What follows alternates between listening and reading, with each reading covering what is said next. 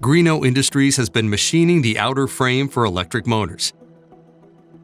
Let's just say this client has extremely high tolerances.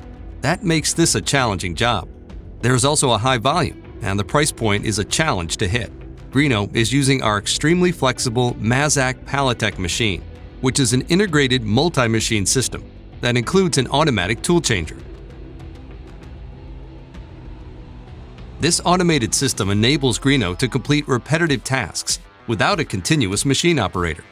Once the job is complete, the Greeno lab measures the final product tolerances with the FerroArm Quantum S component inspector. At Greeno Industries, solutions to complicated problems is nothing new. We have the machinery to match any project need. We are not afraid of tight specifications, large component sizes, or unique materials. Greeno has done it all. At Greeno, we go above and beyond.